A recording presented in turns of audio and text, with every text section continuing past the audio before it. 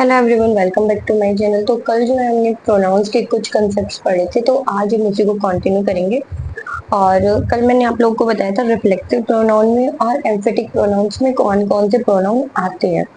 उसमें आते हैं my self, our self, your self, him self, her self, them self, it self. ये सब जो है दोनों में सेम ही आते हैं, एम्फेटिक में भी और रिफ्लेक्सिव में। तो सबसे पहले जो है रिफ्लेक्सिव प्रोनाउन की बात करने वाले हैं। रिफ्लेक्सिव प्रोनाउन जो है सबसे पहले तो हमेशा वर्ब के बाद आते हैं। वर्ब के बाद जो है हमारे रिफ्लेक्सिव प्रोनाउन आते हैं। ठीक है। और दूसरी बात, तो ये जो है एक्शन के रिसीवर होते हैं। ये क्या होते हैं? Receiver of action. मतलब जो भी उस सेंटेंस में काम हो रहा होगा उसको उसकी रिसीवर ये खुद होंगी, तभी रिफ्लेक्सिव प्रोनाउन लगेगा, अदरवाइज नहीं लगेगा। ठीक है। जैसे कि एग्जाम्पल्स की बात करें तो Raghav and my self went for a stroll. ये राघव और मैं स्ट्रॉल पे ही गए, इसमें रिसीवर वाली कोई चीज नहीं आ रही है, ना कोई सेंस बन रही है, इसलिए यहाँ पे हम नॉर्मल लगा देंगे अपने सब्जेक्टिव फॉर्म। और स्टार्टिंग में तो वैसे भी सब्जेक्ट ही आता है। ठीक है। I cut my self 5 tree down. क्या जो कट मतलब जो वर्ब क्या है हमारे यहाँ पे, कट काटने का काम क्या मैं खुद पे कर रही हूँ या फिर पेड़ों पे किया जा रहा है? जो रिसीवर ऑफ एक्शन है ना, वो ट्रीज है, क्योंकि ट्रीज को कट डाउन किया जा रहा है, ना कि हमारा आई पे हो रहा है। तो ये जो माई सेल्फ लिखा हुआ है ये हमारा रोंग हो जाएगा। और ये माई सेल्फ कहाँ आना चाहिए वो मैं आपको थोड़ी देर में बताऊंगी, क्योंकि वो फिर एम्फेटिक प्रोनाउन का कंसेप्ट बन जाता है। We said to us that hard work pays off. हमने खुद से ही कहा है। अब ये जो काम हो रहा है, ये एक्शन जो रिसीवर ऑफ एक्शन है वो हम खुद ही है, तो इसीलिए यहाँ पे अस नहीं लगाएंगे और सेल्फ लगा देंगे। ठीक है। In this world in this world of chaos she committed in spite of all the hardship to her that she would remain sympathetic towards other। इस पूरे जो शोरगुल बोलते हैं ना, मतलब इस तरीके का मीनिंग होता है चाउस का, कि मतलब शोर शराबा हो रहा है ऐसे वर्ल्ड के अंदर, उसने कमिट किया कि इतने सारे हार्डशिप, इतनी सारी परेशानियों के बाद भी वो परेशानी किसको हुई होंगी? उसी को हुई होंगी ना। तो रिसीवर ऑफ एक्शन वो खुद होगी, टू हर सेल्फ आ जाएगा। उसने क्या किया? वो सिंपैथेटिक रही सबकी तरफ। ठीक है। During the training all the employees were dedicated to the task and adopted them for the challenge। Training के टाइम पे सारे एम्प्लॉयज डेडिकेटेड रहे टास्क को लेके, और उन्होंने अडॉप्ट किया। किसने अडॉप्ट किया होगा? रिसीवर ऑफ एक्शन कौन होगा? वो जो भी एम्प्लॉयज वो खुद होंगे ना। तो adopted themselves for the challenges. I think आप लोगों को ये क्लियर हुआ होगा। एक और एग्जांपल है, वो कर लेते हैं। The government has promised all the underprivileged people and ourselves that the promise would be fulfilled। जो गवर्नमेंट है उसने प्रॉमिस किया कि जो सारे अंडर प्रिविलेज पीपल्स और हम हैं एंड और self that the promise would be fulfilled. Government ने प्रॉमिस किसको किया है? गवर्नमेंट ने क्या खुद को किया है? क्या रिसीवर जो है वो गवर्नमेंट खुद है? रिसीवर ऑफ एक्शन गवर्नमेंट नहीं है, अंडर प्रिविलेज लोग और हम सब हैं। तो यहाँ पे और सेल्फ नहीं आएगा, अर्थ आएगा। ठीक है। जब भी हमारा रिसीवर ऑफ एक्शन कोई और आता है तो उस केस में हम ऑब्जेक्टिव केस लगाते हैं, ना कि रिफ्लेक्सिव प्रोनाउन। ठीक है। उसके अलावा एक बहुत इंपॉर्टेंट कॉन्सेप्ट आता है, जैसे कि हमने पढ़ा होगा drive slow,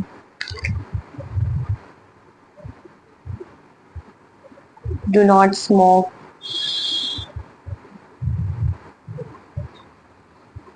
go slow, drive carefully, do not litre, do not. मतलब ऐसे ऐसे सेंटेंस आपने बहुत पढ़े होंगे, लिखे होते हैं ना वार्निंग बोर्ड्स पे। एंड इस ऐसे ऐसे ऐसे ऐसे सेंटेंस आपने बहुत जगहों पे पढ़े होंगे। अब इनका क्या कोई सब्जेक्ट है? आपको इनमें कहीं सब्जेक्ट दिखाई दिया है? मुझे तो नहीं दिखाई दे रहा। लेकिन यहाँ पे जो है सब्जेक्ट यू होता है। क्यों? क्योंकि अगर हम कॉमन सेंस लगाएं और वो जो लिखा होता है उसको हम पढ़ें, तो उसको हमारे लिए लिखा गया है ना, तो उसके जो रिसीवर है डेटा वी, मतलब हम सब उसके रिसीवर, तो वहां पे ऑटोमेटिकली अंडरस्टूड होता है कि वहां पे जो सब्जेक्ट है वो यू है, यू ड्राइव्स यू, मतलब जो भी उसको दिखेगा वो उसके लिए यू बन जाएगा और हमारे लिए वो क्या हो जाएगा, वहां पे हमारा सब्जेक्ट यू की तरह से काम करेगा। ठीक है, तो ये जो है यहाँ पे अंडरस्टूड होता है, इसीलिए हम यहाँ पे लिखते नहीं है, ऐसे काफी वर्ड्स होते हैं। उसके अलावा एक, जैसे कि डू नॉट ब्लेम, यहाँ पे भी अंडरस्टूड है कि यहाँ पे भी यू ही होगा, यू डू नॉट ब्लेम। हम यहाँ पे लगा सकते हैं हर, हिम, अस, मी, इट और यू। एक चीज देखो आप, सबसे पहले अगर हमने यू डू नॉट ब्लेम लिखा है तो हिम ठीक है, हर ठीक है, अस ठीक है, वी ठीक है, ई ठीक है, लेकिन ये जो यू है ना ये हमारा रॉन्ग हुआ। क्यों? क्योंकि अभी हमने पढ़ा कि अगर रिसीवर ऑफ एक्शन हमारा सब्जेक्ट खुद ही होता है ना, तो हम वहां पे रिफ्लेक्सिव प्रोनाउन लगाते हैं, ना कि ऑब्जेक्टिव केस। तो यहाँ पे यू और सेल्फ आ जाएगा, बाकी सब ठीक है लेकिन सिर्फ ये होंगे। क्यों? क्योंकि यू ही रिसीवर है इसका, तो इसलिए यहाँ पे यू और सेल्फ लगाते हैं। ये भी बहुत इंपॉर्टेंट कंसेप्ट है और कई बार एग्जाम में आता है और हम रोक करके आते हैं, तो इसको भी आप लोग अच्छे से याद रखना। उसके बाद बात करें तो हमारा नेक्स्ट कंसेप्ट, इसके कुछ एग्जाम्पल्स दे रखे हैं, पहले एग्जाम्पल्स देख लो आप लोग। Hope for the best but prepare you for the worst. यहाँ पे भी अंडरस्टूड है कि हमारा यू क्या होगा, सब्जेक्ट होगा, तो फिर यहाँ पे hope for the best, best के लिए होप करो लेकिन प्रिपेयर करो खुद को, yourself for the worst. तो यू रिसीवर है, तो यहाँ पे हम, यू हमारा सब्जेक्ट है तो हम यू पे ही, रिसीवर भी वही है तो इसलिए हम यहाँ पे यूर सेल्फ लिखेंगे। यहाँ पे भी सेम है, do not commit you to any EMIs if you are financially unstable. अगर आप फाइनेंशियली अनस्टेबल है तो आप अपने आप को किसी EMI वगैरह में मत डालो। तो रिसीवर भी यहाँ पे कौन है, यू ही होगा, और यहाँ पे अंडरस्टूड एक सब्जेक्ट भी यू ही होगा, तो यहाँ पे हम यू इटसेल्फ लिखेंगे।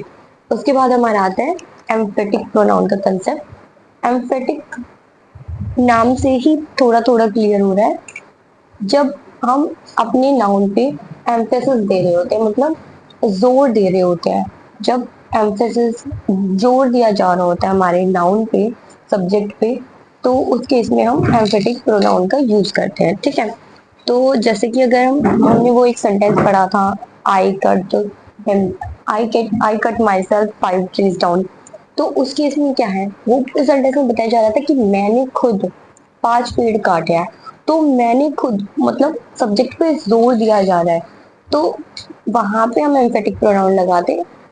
देखने में एम्फेटिक और रिफ्लेक्सिव प्रोनाउन सेम होते हैं लेकिन सिर्फ इनका यूसेज अलग होता है। जो एम्फेटिक प्रोनाउन होते हैं वो जस्ट सब्जेक्ट के बाद लगते हैं, सब्जेक्ट के जस्ट बाद एम्फेटिक प्रोनाउन लगते हैं, और जो रिफ्लेक्सिव होते हैं वो वर्ब के जस्ट बाद लगते हैं। ठीक है, तो इसके एग्जांपल्स देख लेते हैं। The man cut himself 5 trees down, the man himself cut 5 trees down आएगा क्योंकि एम्फेसिस दिया जा रहा है कि वो काम किसने किया है। The man himself cut 5 trees down, ये इसका सही आंसर हो जाएगा। They have robbed themselves the bank, उन्होंने खुद उस बैंक को लूटा है, तो एम्फेसिस दिया जा रहा है कि ये काम किसने किया है, तो यहाँ पे क्या आ जाएगा, they themselves have robbed the bank. उसके बाद हमारे पास कुछ इनडेफिनिट प्रोनाउंस आते हैं। इनडेफिनिट प्रोनाउंस की अगर हम बात करें तो इनडेफिनिट प्रोनाउंस कौन कौन से होते हैं, जैसे कि ऑल हो गया, नन हो गया।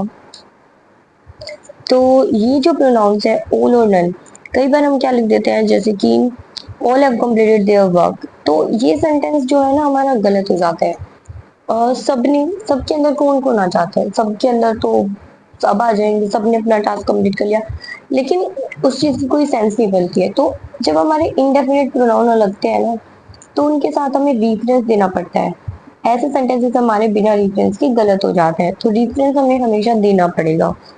जैसे कि अगर मैंने लिखा है all have completed their task, तो मैं ऐसे नहीं लिख सकती, मुझे रेफरेंस देना पड़ेगा all the students have completed their task, या फिर all of the students have completed their task. उसके अलावा none of the student have completed their task लिखना पड़ेगा, या फिर none student have completed their task. इस तरीके से हमें रेफरेंस देना पड़ेगा कि हम किस चीज की बात कर रहे हैं।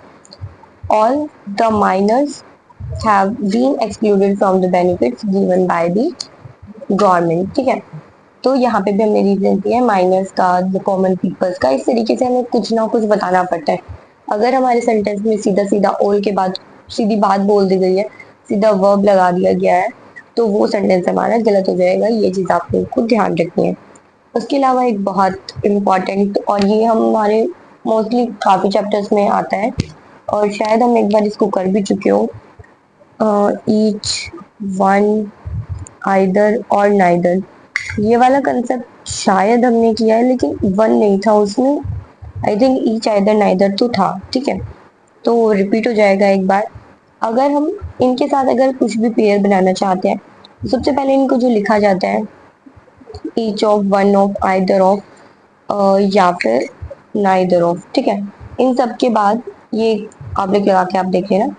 उसके अलावा इनके साथ जो आता है, ऑफ लगता है। उसके बाद ऑफ के साथ दा भी लगता है। उसके बाद प्लूरल लगता है यहाँ पे हमारा नाउन, जैसे कि ईच ऑफ द एम्प्लॉयज। यहाँ पे जो भी हमारा नाउन आएगा वो प्लूरल आएगा। उसके बाद जो वर्ब आता है वो सिंगुलर आता है। क्यों? क्योंकि यहाँ पे ईच हो गया, वन हो गया, इधर हो गया, ना सब सिंगुलर है। ये मैं आपको बता चुकी हूँ कि ये सब सिंगुलर कैसे है। इधर का मतलब होता है दो में से या तो ये या तो ये। एक टाइम पे तो एक ही है ना, तो एक टाइम पे एक है तो सिंगुलर हुआ। नाइदर का मतलब होता है ना तो ये ना तो ये, तो मतलब एक भी नहीं। एक भी नहीं तो हम प्लूरल तो लिखेंगे नहीं, सिंगुलर लिखेंगे।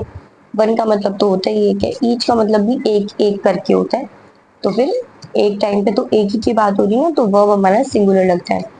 और वर्ब के साथ साथ जो प्रोनाउन लगता है, जो हमारा आगे अगर सेंटेंस में कहीं प्रोनाउन यूज हुआ है, तो वो भी हमारा सिंगुलर ही होगा। इस बात को हमें ध्यान रखना है। सेंटेंस के हिसाब से हमारा प्रोनाउन लगेगा। और ये इस चैप्टर में इसीलिए रिपीट हुआ है क्योंकि यहाँ पे हमने प्रोनाउन पढ़े हैं, और प्रोनाउन की यहाँ पे बात हो रही है, ठीक है। तो एग्जाम्पल अगर हम देखें, each of the employees have finished their assignment. इसके अंदर बात करें तो ईच हमारा सिंगुलर है, एम्प्लॉयज हमारा प्लूरल नाउन आ गया। उसके बाद वर्ब हमें सिंगुलर चाहिए, क्यों? क्योंकि ईच सिंगुलर है। तो हमने ये कंसेप्ट पढ़ा है कि जब भी हमारा प्रीपोजिशन आ जाता है, ऑफ हमारा प्रीपोजिशन है, तो इसके बाद वाले जो भी वर्ड्स है ना, वो कभी भी हमारे सब्जेक्ट नहीं हो सकते। तो सब्जेक्ट हमारा क्या है? ईच है। तो सिंगुलर सब्जेक्ट के लिए तो हमें वर्ब भी सिंगुलर लगाना पड़ेगा, तो हम यहाँ पे हैज लगाएंगे। और सिंगुलर सब्जेक्ट के लिए जो प्रोनाउन होगा वो भी सिंगुलर होगा, तो यहाँ पे देयर नहीं, हिज असाइनमेंट हो जाएगा। उसके बाद each of the wives were interested in their task. Each हमारा सिंगुलर सब्जेक्ट है। ऑफ के बाद जो भी आएगा वो कभी सब्जेक्ट बन नहीं सकता। यहाँ पे हमें वर्ड लगाना पड़ेगा, इंटरेस्टेड इन हर टास्क आ जाएगा, क्योंकि वाइफ्स की बात हो रही है, ठीक है।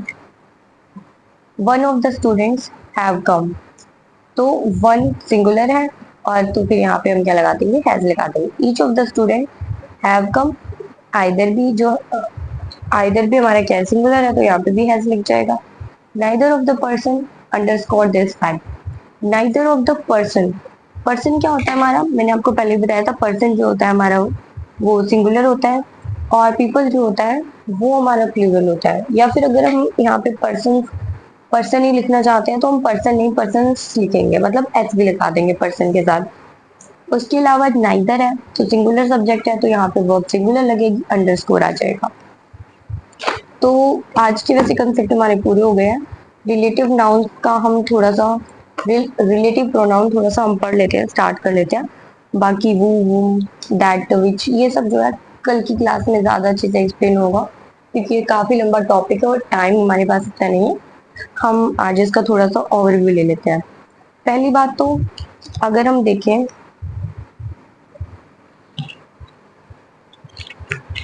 तो हमें पता है जैसे कि वो, वोम, विच और दैट, ये हमारे पास चार वर्ड्स हैं। ये हमारे होते हैं रिलेटिव प्रोनाउंस। रिलेटिव प्रोनाउंस की अगर हम बात करें, तो ये जो है वो विच, इन तीनों का आप लोग कहीं और भी देखा होगा। कहाँ पे देखा होगा? इंटेरोगेटिव प्रोनाउंस की तरह भी ये यूज होते हैं। अगर हमारे सेंटेंस में क्वेश्चन मार्क है, तो ये इंटेरोगेटिव प्रोनाउन की तरह यूज हुए होंगे ये तीनों WH फैमिली वाले वर्ड। अदरवाइज अगर क्वेश्चन मार्क है तो इंटेरोगेटिव। अगर क्वेश्चन मार्क नहीं है तो ये हमारे क्या हुए होंगे, रिलेटिव प्रोनाउन। ठीक है, इस चीज को आपको ध्यान रखना है। अगर आपको सेंटेंस में क्वेश्चन मार्क नहीं दिख रहा है तो वो पक्का रिलेटिव प्रोनाउन होंगे। ठीक है, तो सबसे पहले वो जो है पर्सन के लिए यूज होता है, वो भी पर्सन के लिए यूज होता है, विच हमारा थिंग्स के लिए यूज होता है, और दैट जो है पर्सन और थिंग्स दोनों के लिए यूज किया जाता है। जो हमारा वो है वो एज अ सब्जेक्ट यूज किया जाता है, एज अ सब्जेक्ट यूज किया जाता है,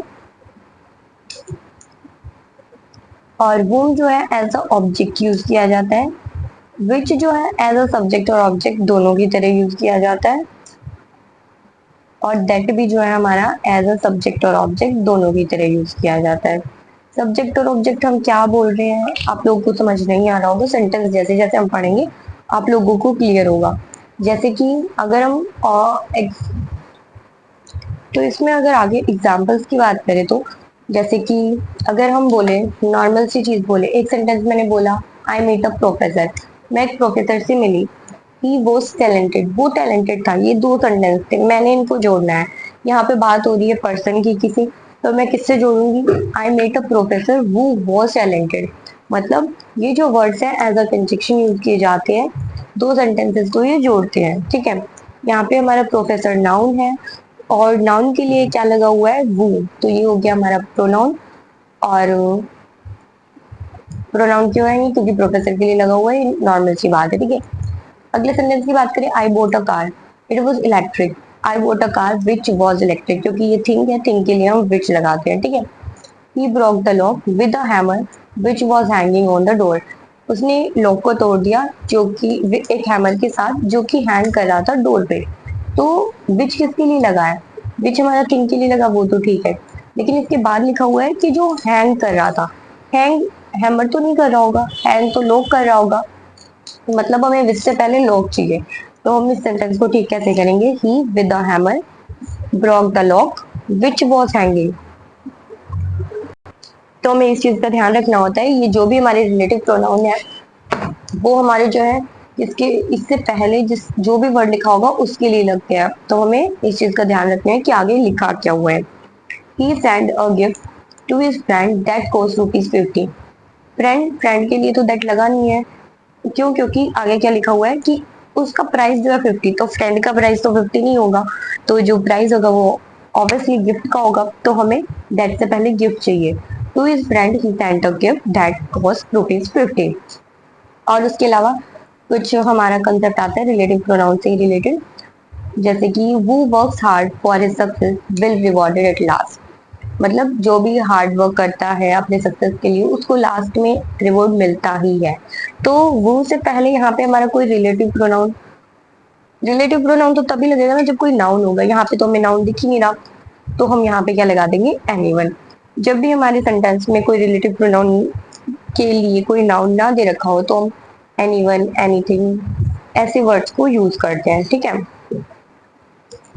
तो ये चीज भी हम नोट डाउन कर लेते हैं, जब भी हमारे सेंटेंस में सब्जेक्ट या नाउन जो है ना दे रखा हो रिलेटिव प्रोनाउन के लिए, तो उस केस में हम, अगर वो मिसिंग हो तो उस केस में हम क्या लगाते हैं, एनीवन। अगर हमें पर्सन की जरूरत है तो पर्सन के लिए लगाया तो एनीवन, अगर किसी चीज के लिए लगाया थिंग के लिए तो एनीथिंग। ठीक है, जैसे कि which disturbs you shall be dealt with, जो भी आपको डिस्टर्ब करता है, anything which disturbs you shall be deal with, उसके साथ डील किया जाना चाहिए। Who promises to be substantial but does not give an effort turns his life futile. कोई भी जो कि प्रॉमिस करता है सब्सटेंशियल है वो, लेकिन कुछ एफर्ट नहीं दिखाता है, तो वो अपनी लाइफ को फ्यूटाइल बना लेता है। तो आई थिंक आप लोगों को ये सारे रूल्स क्लियर हुए होंगे, ये सारे कंसेप्ट। बाकी का हमारा थोड़ा ही रह गया है, एक दिन में और कंप्लीट हो जाएगा प्रोनाउन। तो आज की वीडियो में हम इतना ही रखते हैं। बाकी आपको कोई भी डाउट हो तो आप कमेंट सेक्शन में या टेलीग्राम ग्रुप में पूछ सकते हो, मैं आपका रिप्लाई कर दूंगी। उसके अलावा आप लोग अच्छे से अपनी तैयारी करते रहो, इनको रिवाइज कर लेना, और all the very best guys for your exams.